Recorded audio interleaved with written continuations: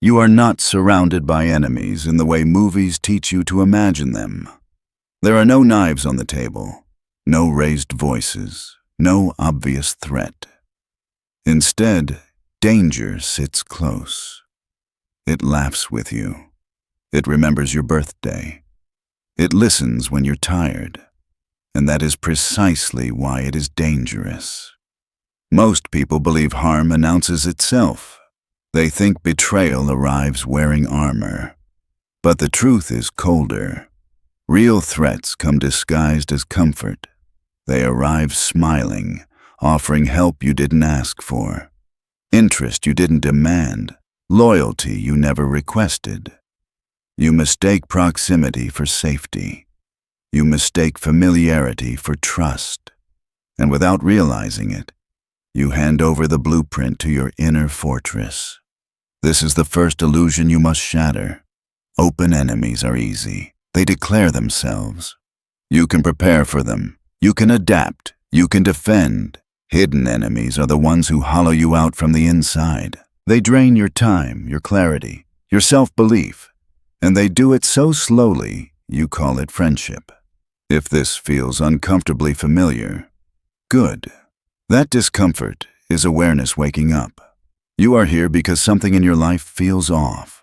Conversations leave you tired. Relationships feel heavy. Your instincts whisper that something is wrong, but you've been trained to ignore them. Today, we stop ignoring them. Think of your social world as a body. Some people nourish it, others infect it, and infection doesn't always look violent. Sometimes it looks generous. Sometimes it looks concerned. Sometimes it looks like someone who is always there for you. The first type you must learn to recognize is the one who gives too much. They show up with favors before you ask, gifts you didn't request, support you didn't need. At first, it feels flattering. You think, finally, someone who cares. But what you're actually experiencing is a transaction disguised as kindness. Every favor is recorded. Every gesture is logged. And one day, without warning, the bill arrives. This person doesn't give to help you. They give to own you. Generosity becomes a leash. Gratitude becomes a debt.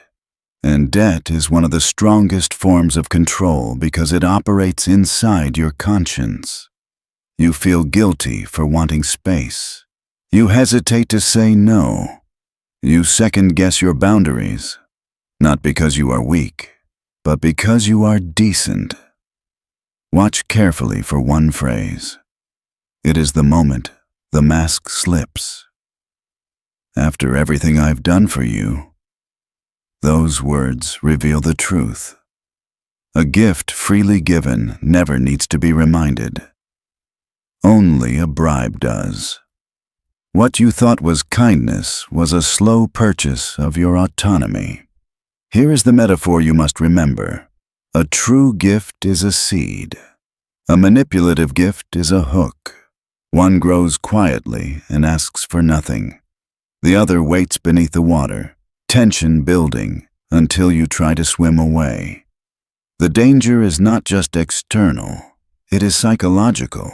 When someone repeatedly frames you as ungrateful for asserting yourself, they train you to doubt your own judgment.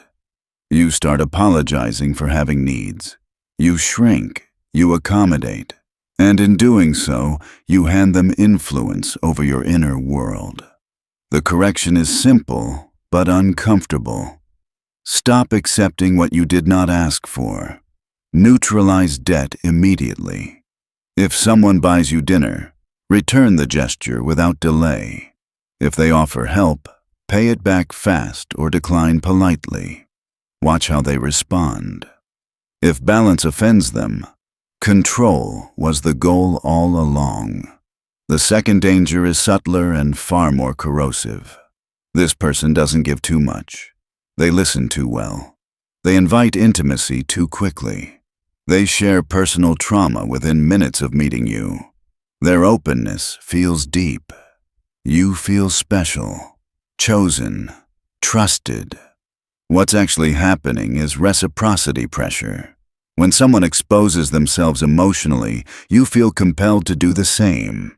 So you lower your guard. You reveal frustrations, doubts, weaknesses, and without realizing it, you've handed sensitive information to someone who collects it like currency.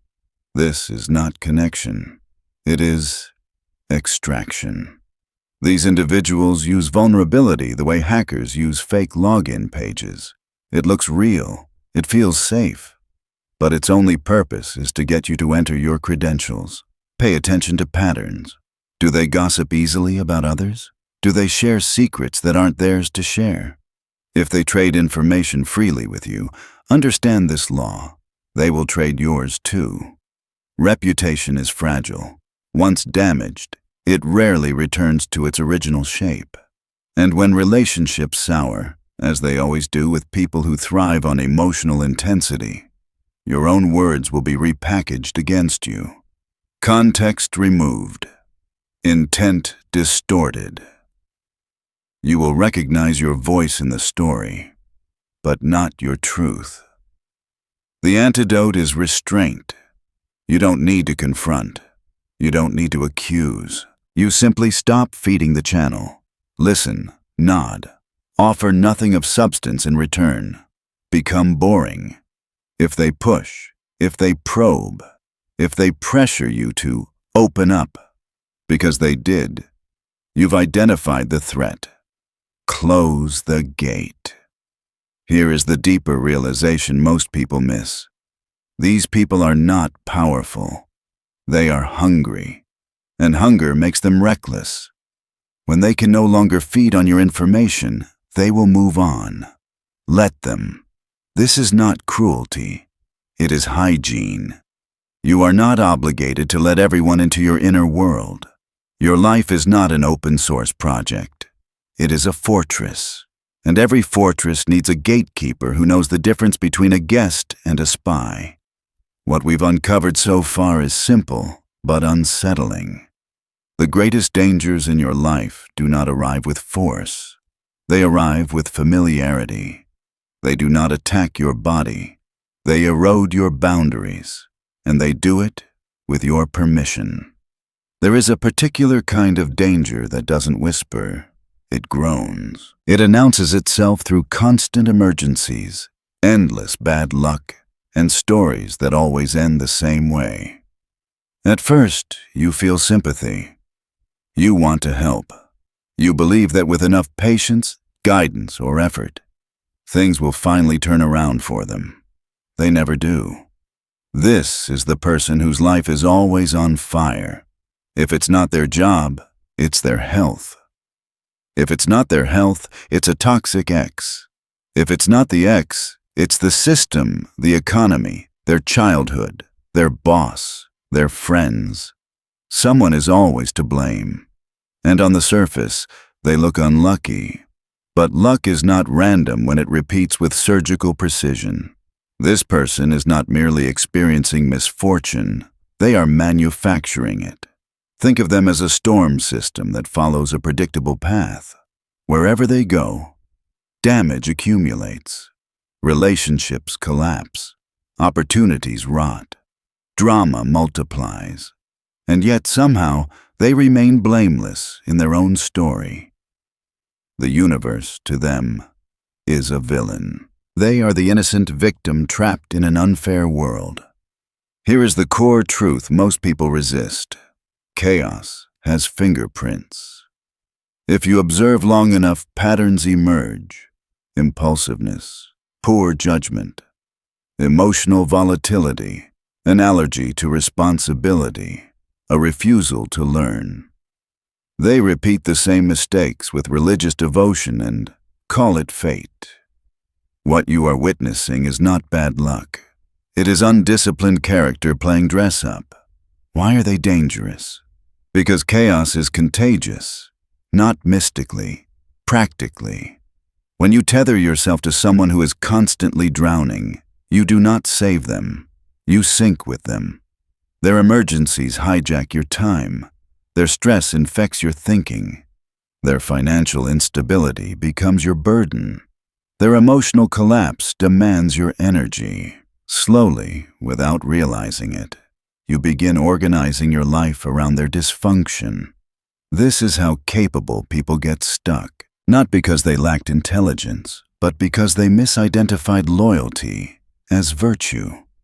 Imagine tying your boat to a sinking ship. Your intentions don't matter. The physics do.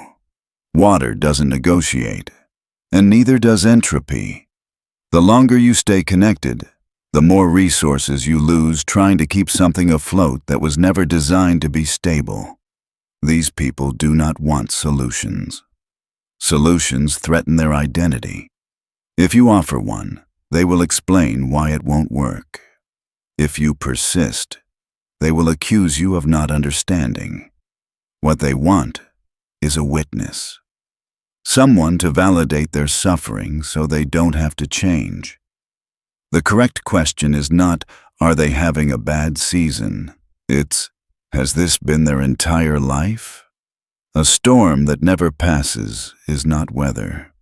It's climate. Walking away does not make you heartless. It makes you realistic. Compassion without discernment is self-destruction with a moral mask. You are not obligated to sacrifice your future to prove your empathy. Now we move to a danger that feels pleasant, even intoxicating.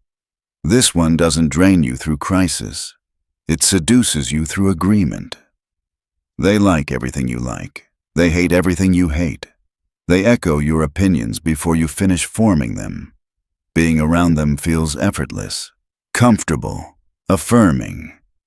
Finally, someone who understands you. But mirrors don't understand. They reflect. This person has no stable identity of their own. They borrow yours, and that is why they are dangerous. You never know where you actually stand with someone who never disagrees with you.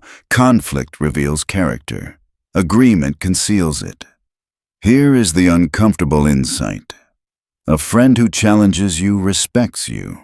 A person who blindly agrees with you is positioning themselves.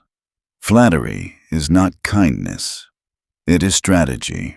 These individuals feed your ego while quietly collecting information about your values, your alliances, your beliefs.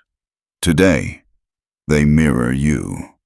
Tomorrow, if power shifts, they will mirror your enemy with the same enthusiasm.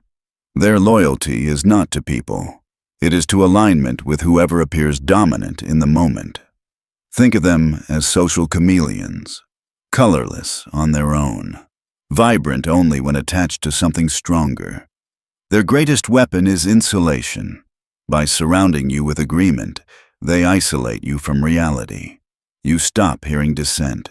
You stop testing your assumptions. You grow comfortable, and comfort dulls perception. The test is simple. State an opinion you don't fully believe. Something slightly flawed. Watch closely. If they agree instantly, without hesitation, without nuance, you've learned everything you need to know. Later, contradict yourself. If they pivot just as fast, understand this. They have no backbone and therefore no loyalty. A person who stands for nothing will not stand with you when it costs them something. Now we arrive at a danger cloaked in virtue. This one doesn't smile excessively. They don't flatter. They correct. Constantly. They are just being honest. They are only trying to help you grow. Their words sting, but they insist it's for your own good. This is moral aggression disguised as concern. They weaponize standards, impossible ones. They frame themselves as the judge and you as the perpetual defendant. You are always improving, but never enough. Always apologizing, always explaining, always falling short of their expectations. This dynamic is not about truth. It is about hierarchy. By positioning themselves as the arbiter of what is right, disciplined, or acceptable, they elevate themselves above you. Your guilt becomes their leverage. Your desire to be seen as good becomes the chain around your neck. Pay attention to how you feel after interacting with them. Drained, smaller, questioning yourself. That is not growth. That is erosion. The moment you start justifying your choices to someone who never asked for consent to evaluate them, you've accepted their frame. And once you're on trial, they control the verdict. The correct response is not argument. It is refusal. I didn't ask for your feedback. Say it calmly. Watch what happens. The mask slips fast. Virtue curdles into anger. That anger is the truth you are meant to see. So far, you've learned to recognize chaos, reflection, and moral dominance. Each wears a different face, but they share one goal: access. Access to your time, your energy, your identity, your authority over yourself. There is a person in your life who prides themselves on being reasonable, calm, balanced. They see both sides. They avoid conflict. They don't want drama. They tell you they're just trying to stay neutral. This person is not wise. They are dangerous. In moments that matter, neutrality is not peace. It is permission. When someone betrays you, undermines you, or disrespects you, the neutral observer feels safe because they are not directly involved. They tell themselves they are above the conflict, mature, objective.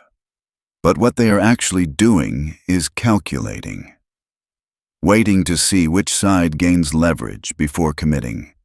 Silence, in these moments, is not innocence. It is endorsement. By refusing to take a stand, they allow harm to continue. And worse, they become a conduit. Information flows through them. Emotions leak. Plans bleed out. They maintain access to everyone so they can never be excluded from the winning side. This is the neutral saboteur. They are especially dangerous because they feel harmless. They don't attack you. They simply don't protect you. And in any conflict, that is enough to ensure your defeat. Think of trust as a vessel. Every person around you is either reinforcing its walls or creating hairline fractures. The neutral saboteur is a fracture that widens under pressure. You cannot rely on them when stakes rise. They will not defend your name. They will not correct false narratives. They will not risk discomfort on your behalf. Why? Because their highest loyalty is not to truth or people. It is to their own comfort. Watch how they speak. I don't want to get involved.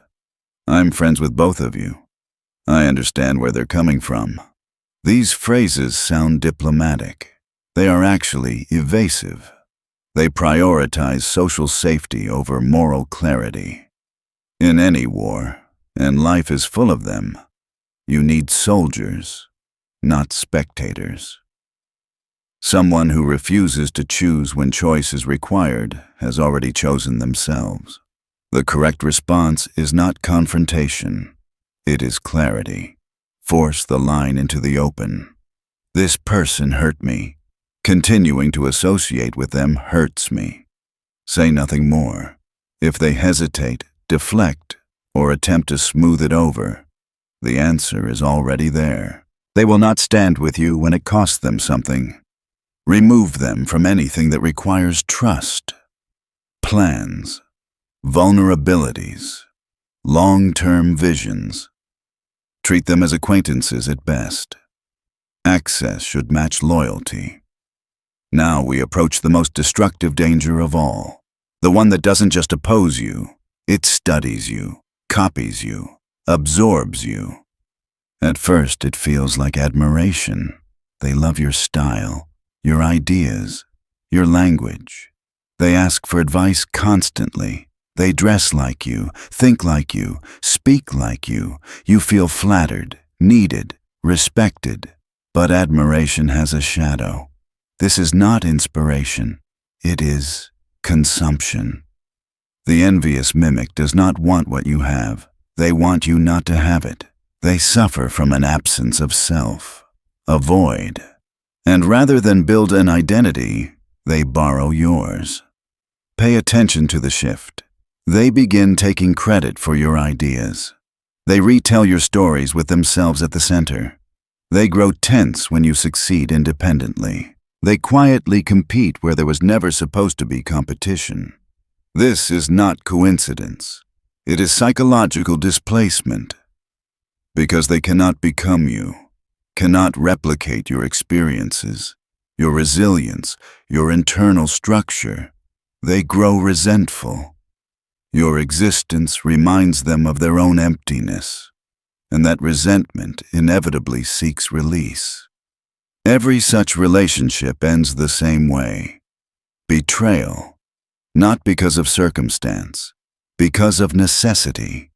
For the mimic to feel real, the original must be diminished. To fully wear your skin, they must erase you. This is why their affection turns controlling. They isolate you. They want exclusive access. They subtly poison your other relationships. They frame concern as care and possession as loyalty. Here is the warning sign most people ignore. Admiration that does not celebrate your independence is not admiration. It is surveillance. The solution is deprivation. Stop giving them access to your inner world. Withhold plans, thoughts, emotions. Watch carefully. When the supply dries up, panic sets in. Confusion, anger, accusations, and then departure. They will leave to find a new host. Let them. At this point, you may feel unsettled. You've recognized faces, names, memories. That discomfort is not loss. It is clarity. But here is where the conversation turns inward. Dangerous people do not break into your life. You invite them. You make space. You pour the drinks. You ignore the red flags because they threaten your self-image as kind, patient, or open-minded. The question you must now face is not, why are they like this? It is, why did I tolerate it? Patterns repeat because incentives remain. If you remove one parasite without changing the environment, another will arrive. Different face, same function. There are 3 internal weaknesses that act like beacons to these people. The first is the savior instinct. You derive worth from fixing others. You confuse being needed with being valued. Helping feels noble, but underneath it lives arrogance. The belief that you can change people who refuse to change themselves. The second is fear of solitude. You keep seats filled because silence scares you. You prefer hollow company to empty space. But emptiness is where discernment grows. The third is outsourced self-worth. You need validation, agreement, approval. And anyone who supplies it gains influence over you. Until these are addressed, nothing changes. Most people remove dangerous people from their lives the wrong way. They confront. They explain. They demand closure. They write long messages filled with emotion and logic, hoping to finally be understood. This is a mistake. Confrontation feels strong, but it is often a gift to the very people you're trying to escape. It gives them information. It tells them where you're hurt, what you value, what still hooks you emotionally. It hands them one last opportunity to argue, gaslight, flip the narrative, or position themselves as the victim. Drama is oxygen to manipulators, and confrontation is a full tank. The truth is colder and more effective. Power is not always in the strike. Sometimes it's in becoming unreachable. Think of this not as cowardice, but as tactical withdrawal. In warfare, retreat is not weakness when it preserves the army. In social dynamics, the same rule applies. You don't need to win the argument. You need to win your future. This is where the idea of becoming a ghost matters. Not disappearing overnight in a dramatic way, not blocking everyone and announcing your exit, but fading, quietly, methodically, without explanation. The first step is starvation. Every toxic dynamic survives on exchange. Information, attention, help, emotion. Once you stop feeding it, it weakens.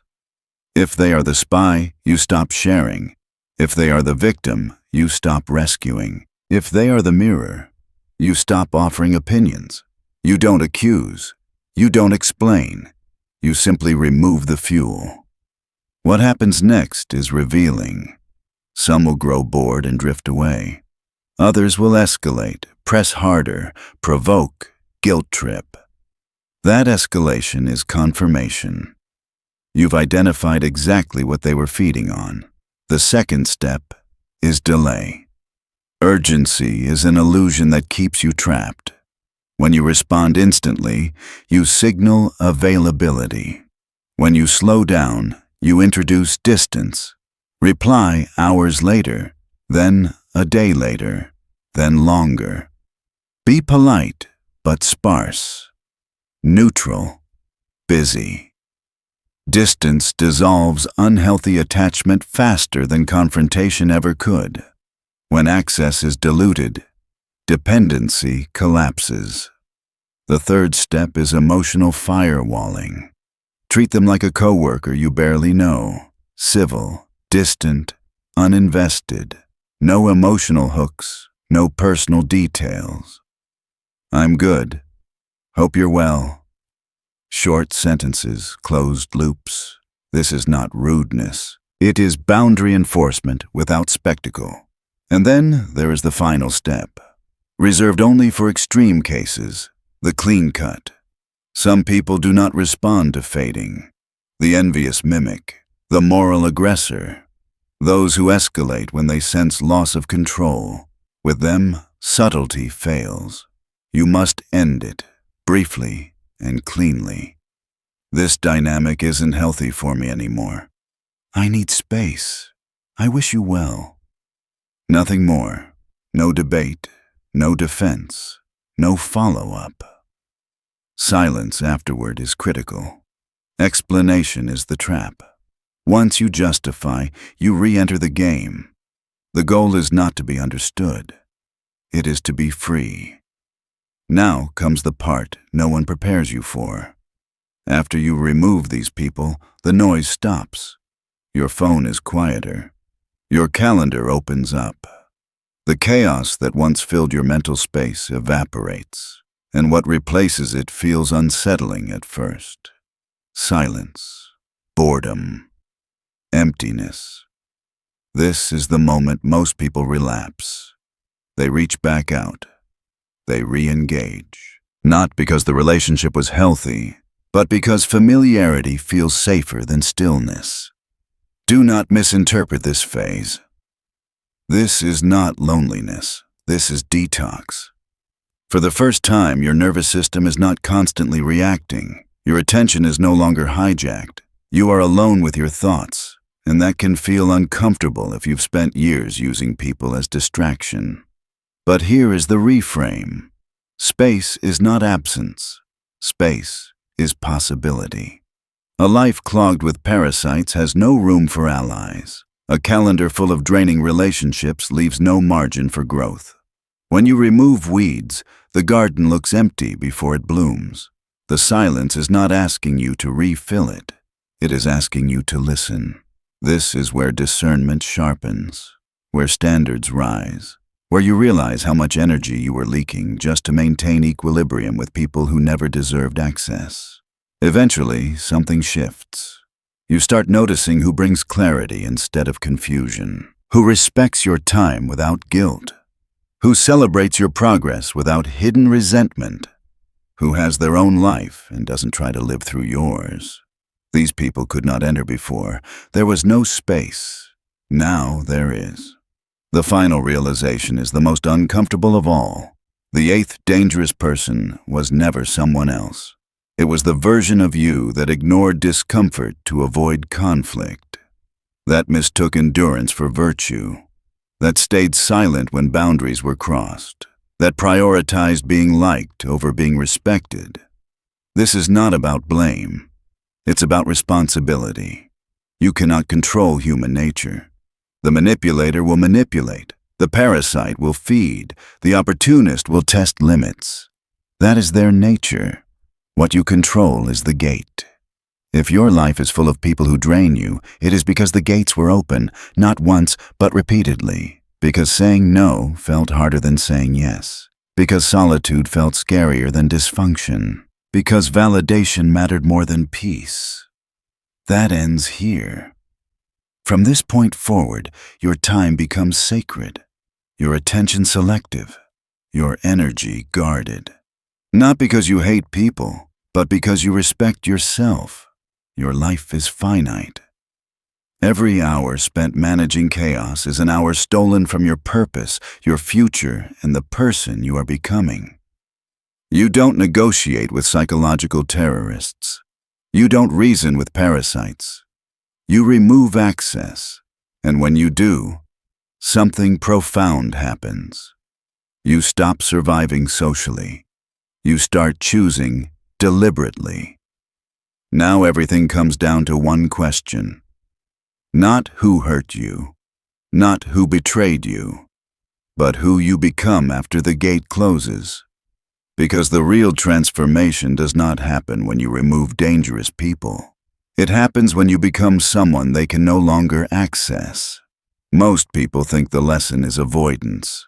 It's not. Avoidance is temporary. What actually protects you is internal authority. The moment your standards solidify, the wrong people disqualify themselves before they ever get close. This is the final awakening. You don't need sharper defenses. You need a different signal. Predators, parasites, and opportunists are remarkably consistent. They scan for availability, for emotional leakage, for people who over-explain, over-give, overstay. When those signals disappear, so do they. Not because you fought them, but because you no longer register as prey. From now on, your life operates on earned access. Not everyone deserves your story. Not everyone deserves your time. Not everyone deserves your emotional presence. Silence becomes your filter. Distance becomes your test. Patience becomes your weapon. You stop filling space out of discomfort. You stop replying out of obligation. You stop proving your worth to people who never had the authority to judge it. And something subtle but powerful shifts. People start adjusting around you. They speak more carefully. They assume less. They feel, instinctively, that access to you is not guaranteed. Your presence gains weight because it is no longer constant. Your words land harder because they're no longer abundant. This is not arrogance. It is gravity. You also learn to stand alone without flinching. Empty rooms stop scaring you. Quiet weekends stop feeling like punishment. Solitude becomes a sharpening stone, not a wound. In that stillness, you hear yourself again, clearly, without interference. And that clarity changes everything. You choose relationships from strength, not hunger. From alignment, not guilt. From respect, not familiarity. You notice how calm feels different from excitement. How consistency feels safer than intensity. How mutual independence feels stronger than emotional fusion. The people who enter now do not drain you. They expand you. They don't demand access. They offer presence. They don't test boundaries. They respect them. They don't compete with your growth. They celebrate it without hidden resentment. These are not perfect people. They are solid ones. And here is the final, uncomfortable truth that completes the lesson. If dangerous people once surrounded you, it was not because you were foolish. It was because you were unguarded. Openness without discernment is not virtue, it is exposure. But discernment without bitterness, that is mastery. You are not becoming cold, you are becoming precise. You are not closing your heart. You are installing doors instead of holes. From this point forward, you move differently. You listen more than you speak. You reveal less than you know. You act slower, but with intent.